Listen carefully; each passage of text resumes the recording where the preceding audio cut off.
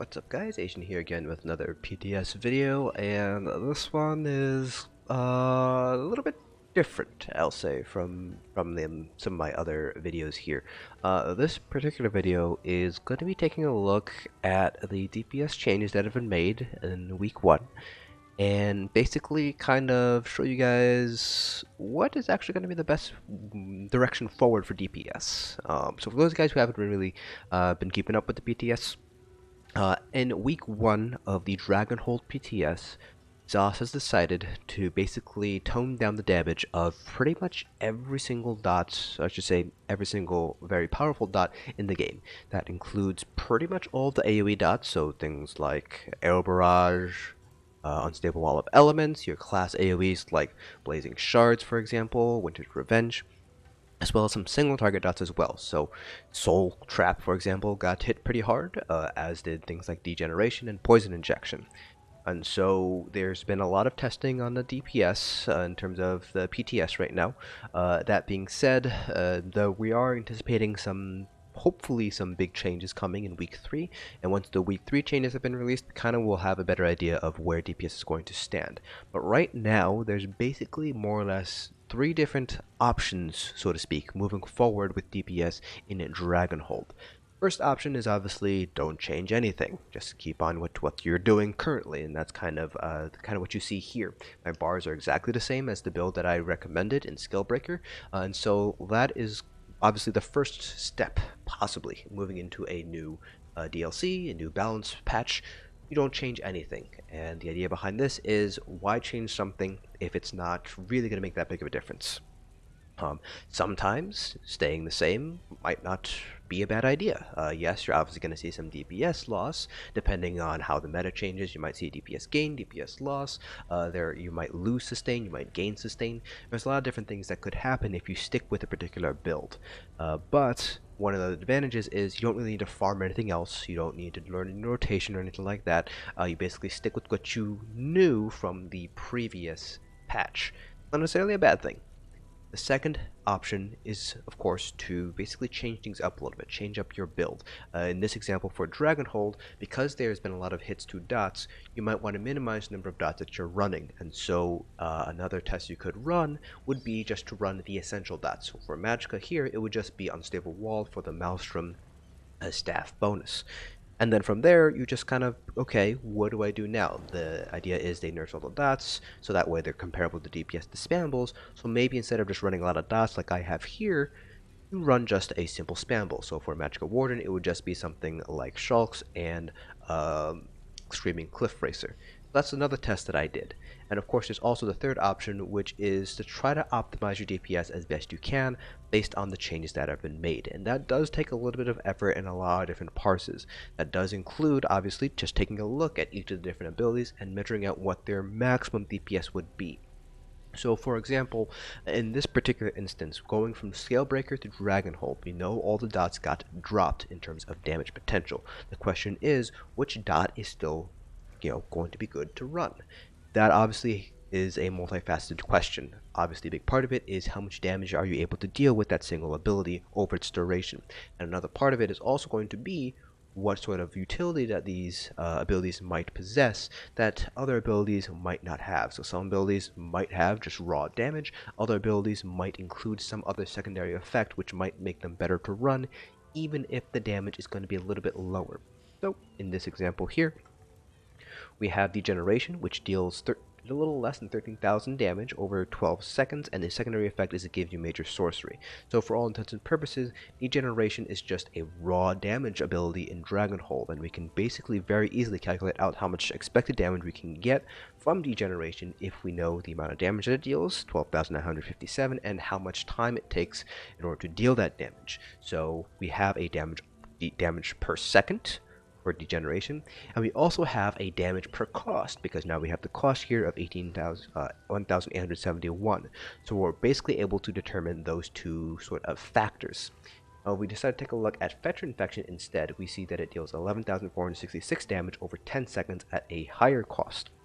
That being said, the second cast does deal more damage, and that is something that you want to take in consideration here when you decide which dot to run. And a secondary effect is it does apply minor vulnerability to whatever it hits, which is actually a pretty strong secondary effect. And we kind of do the same thing here. So degeneration here does 12,957 over 12 seconds, so we can compare that damage over time compared to 11,466 over 10 seconds. So we can see here that in this instance, Fetcher Infection would end up dealing more damage per second than degeneration. So in this third iteration where we're systematically going through each of our potential skills and figuring out how much damage per second we're able to get out of it, we would be dropping degeneration in favor of Fetcher Infection. And so we would go ahead and rank all these abilities thusly. So we have Soul Trap, which would be dropped because it doesn't deal quite as much damage as Fetcher Infection. We have Flame Reach, which also would be dropped because it doesn't deal as much damage, potentially. Then Mystic Orb, which is being kept because it hasn't been touched by the dot changes. We're not sure if that's intentional or not, but even if it isn't, Mystic Orb still has that secondary effect of having the combustion synergy, which improves sustain, which is a pretty good secondary effect. So we will likely still keep Mystic Orb even if the damage ends up being comparable to Fetcher Infection. And of course, we obviously want to keep Unstable Wall of Elements because, well, this is where we get the Maelstrom bonus from. And so we just basically do all this stuff to get our third scenario, which is optimize your build as best you can. So to kind of review, we have three different scenarios here. Maintain your same build. There are pros and cons, obviously, to maintaining your same build. The second one is do what sort of makes sense in your head. They nerfed dots, so why don't I drop as many dots as I can, except for the ones that I know are necessary, and then just replace all of it with a spamble. And obviously the third option is try to optimize your build as best you can. That is, in this case, systematically going through each of the dots and figuring out what is their damage per second, what is their damage per cost, and kind of ranking them and then picking and choosing which dots you want to include. Now, part of this too, this third option too, is also taking a look at whether it is worth running all these dots. So obviously for a magic DPS, you have things like Inner Light, which might be worth running. That's additional 7% additional max magicka.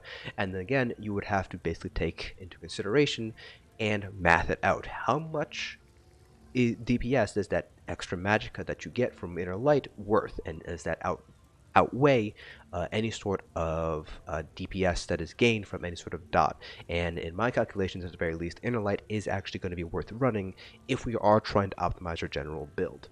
In the DPS difference, you do end up seeing these differences. So three parses here. This first one was this third approach here, which was where I basically took a look at all different dots and kind of mathed out, okay, what are the DPS, what are some utility abilities I might want to slot in, like Inner Light, Bird of Prey, and that's the amount of DPS that we pulled here, 73.4k.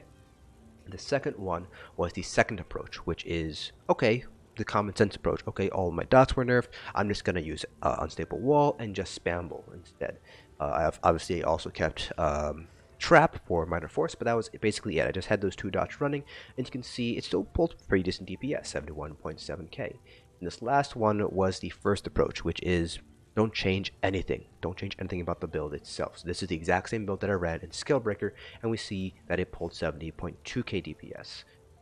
So all in all, that's about a 3k kind of spread here, which for some people is significant. So if you're kind of an endgame PvE player who's trying to get those trifecta achievements, getting those speedrun, no deaths, score running, 3k DPS is going to add up across 8 different DPS. That's 24k additional DPS, which does add to your overall trial time. So if you're that kind of player, then yes, obviously you're going to want to go with the third approach, which is basically optimizing your general build, which does take some time, some effort, a little bit of math if you're one of those types of people, or if you just want to parse it out and get a feel for it that way, a lot of time on the PTS. But if you don't want to do that route, if you just kind of want to stick with your same build and you're not one of those people who's going for straight up score or trying to optimize for DPS, you can see here that sticking to the same build here actually doesn't matter all too much. So in terms of percentiles, this is going to be roughly about a 4 to 5% drop in DPS compared to your optimized build. It's up to you to decide whether that 4 to 5% is worth changing up your build. Now note here that my gears pretty much stayed exactly the same in terms of gear that's been introduced in each patch. Some patches will introduce new gear, which is going to outstrip other gear, but in this particular instance, we don't have any new gear to kind of take a look at.